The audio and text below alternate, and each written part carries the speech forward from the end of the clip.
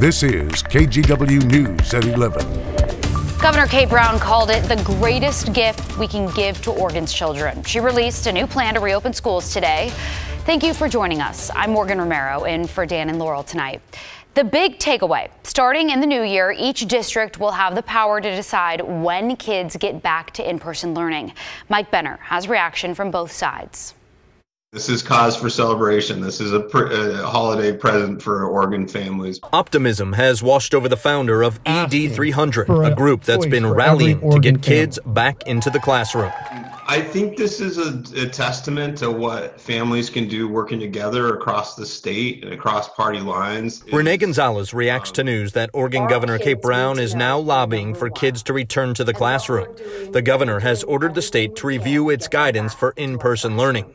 Starting in early January, the state guidance will become just a recommendation, not mandatory, meaning each school district will be able to decide if and when their schools reopen. All of this is made possible by millions of dollars from the state and federal government.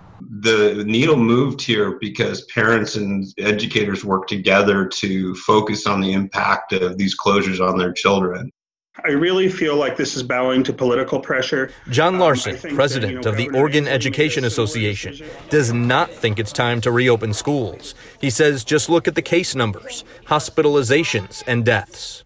We've closed bars and restaurants as a way to mitigate this, and yet we're asking the educators to go back into a situation in the midst of a surge with a vaccine right around the corner without really thoroughly thinking it through. The governor has directed the state to make sure schools have on-site rapid testing to prevent outbreaks, but Larson says it's still not enough. Yeah, between text messages and emails, I've just been flooded by members who are, they're nervous, they're scared. Frustrated is the last thing Renee Gonzalez is feeling. He's been waiting for schools to reopen for a long time, and he hopes this comes to fruition. Very positive step forward for Oregon families. We're outside district headquarters for Portland Public Schools, of course, the largest district in the state. A spokesperson tells us the district is aware of the governor's announcement. They say the health and safety of everyone is paramount, adding that parents can expect a detailed plan of what's to come for the district by mid-January. Reporting in North Portland, I'm Mike Benner for KGW News. We'll all have our eyes on that. A quick check of the COVID numbers in Oregon shows positive cases are actually on a downward trend. Over the last 2 weeks, cases have dropped 5%. The number of new hospitalizations also fell, dropping by 11%. But there were more deaths reported than at any other point during the pandemic. 186 more Oregonians were reported dead last week. We want to get to an update now on a terrible story out of Vancouver we've been telling you about the last couple days. We learned it was a hospital employee shot and killed at Peace Health Southwest Medical Center. Investigators say the suspect, 58-year-old Douglas Moore, walked into the lobby of a building near the hospital yesterday afternoon and shot Leah Zagaria before killing himself. Police say there's no evidence the two knew each other, and there's no word on any sort of motive tonight. Zagaria was just 20 years old. She was working as a concierge for Peace Health and was manning the front desk when it happened. The hospital brought in extra security to protect the entrances of its buildings today. We learned tonight Zagaria was a volunteer EMT with Cowlitz Fire and Rescue and was about to start their fire academy in January. Big developments from Washington, D.C. tonight. First, President Trump pardoned more than 40 people in just 24 hours. The latest round includes Charles Kushner, the father of his son-in-law, as well as former advisors Paul Manafort and Roger Stone. They were both convicted in connection with the Mueller-Russia investigation. Plus, the president is now pushing for an 11th hour change in the COVID relief package after Congress finally agreed on the details. He wants the bill reworked to increase the amount of a second round of stimulus checks promised to Americans. And increase the ridiculously low $600 to $2,000. Democrats pushed for bigger checks, and House Speaker Nancy Pelosi wants to approve the increase by unanimous consent tomorrow. The top Republican in the House would have to agree. And Congress is running out of time. COVID relief is attached to a much larger government funding bill. So if the president does end up vetoing it, the government would shut down on Monday.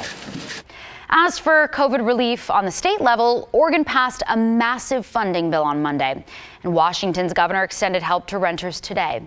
Our Maggie Vespa is answering your questions about what's included. Hey everybody, I'm Maggie Vespa, and let's dive right in. Question number 1 comes from Lynn Edwards. She wrote, "You've addressed the relief bill by the state and how it helps renters. What are they doing to help those behind on their mortgages?" Lynn, that's a great question. And the short answer is the state has been helping property owners in a very similar way, but that help is about to run out. More specifically, alongside the eviction moratorium, Oregon also has a foreclosure moratorium in place to keep people behind on their mortgages from losing their homes. Governor Kate Brown implemented it via an executive order early on in the pandemic, and she's extended it multiple times, but it is set to expire on December 31st. There was talk of extending it in the special session on Monday, but to put it bluntly, lawmakers didn't get to it. An advocate with the Oregon Law Center told us, "We were disappointed not to see the foreclosure moratorium extended in the special session, but advocates hope to work on that in 2021. In the meantime, there are still some federal protections in place. According to the Consumer Financial Protection Bureau, quote, "For federally backed loans, your lender or loan servicer may not foreclose on you until after February 28th, 2021. For loans backed by Fannie Mae or Freddie Mac, they cannot foreclose until after January 31st, 2021. Lynn, we hope that helps. All right, on to the next question. Gail wrote, "We live in Southwest Washington. It would be nice to hear about some of these same issues for unemployment, rent help, etc., like you talk about for Oregon. Does 211 work in Washington like it does in Oregon? Not all of us have cable access to hear what happens in Olympia." Gail, point taken. Great question. So, like Oregon, there is also a statewide eviction moratorium in place in Washington, and Governor Jay Inslee just, late Wednesday afternoon, extended it through March 31st. On top of that, 6 counties, including Clark County, have adopted what they're calling an eviction resolution program. It's funded by federal CARES Act money, and it will require landlords and tenants go through a series of problem-solving steps basically before eviction cases head to court. And to answer your last question, yes, calling 211 also works in Washington. A bill aimed at helping restaurants and bars stay afloat during the shutdown was in Oregon's relief package. Senate Bill 1801 gives them some much needed relief by allowing them to sell cocktails to go. It's something they've been fighting for months. It also limits the amount a third-party delivery app can charge a restaurant. Restaurants we talked to said a cap on delivery fees would help them keep some of their profit. Right now, they say services like Uber Eats, Grubhub, or Postmates can charge up to a 30% fee on an order. This bill caps the fee at 15%. Portland, though, already has a 10% cap in place.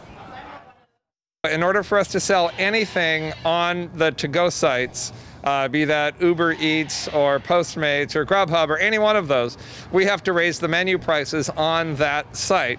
Otherwise, there's no point in us even doing it at all. We're just trying to stay in business, and they need us and we need them, so let's just get through this shutdown and then things could go back to normal, hopefully. Customers are likely to see this change passed on to them. Uber Eats, for example, already charges a City of Portland ordinance fee. You've probably seen it on your order. That's to make up for the cap the city imposed earlier this year. Restaurants also raise the prices on menu items through these apps to make up for those fees, so it's often cheaper for you and the restaurant to order directly from them.